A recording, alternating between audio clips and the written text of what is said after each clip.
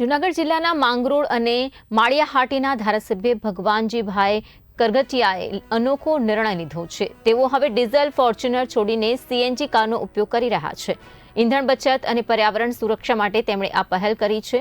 હાલની વૈશ્વિક પરિસ્થિતિમાં પેટ્રોલ ડીઝલ બચત જરૂરી હોવાનું તેમણે જણાવ્યું।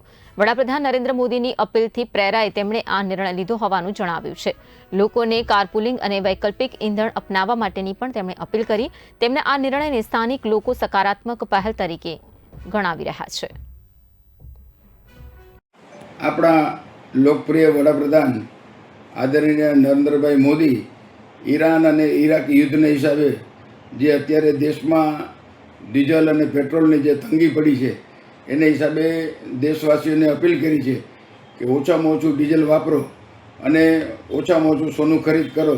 જેને અપીલને માન્ય રાખીને મેં મારી 6 દિવસથી મારી ફોર્ચ્યુનર ગાડી માધવપુર મુકામે મારે ઘરે રાખી દીધી છે અને છેલ્લા 6 દિવસથી હું સીએનજી વાળી ગાડી વાપરું છું, જેને હિસાબે ડીઝલની બચત થાય છે અને આ લોકો આવી અપીલ મેં માન્ય રાખી છે અને દરેક લોકો આ અપીલનો અનુસંધે તો દેશમાં ડીઝલની તંગી ઓછી રહી અને લોકોને અને દેશને ખૂબ જ મોટો ફાયદો થાય એમ છે।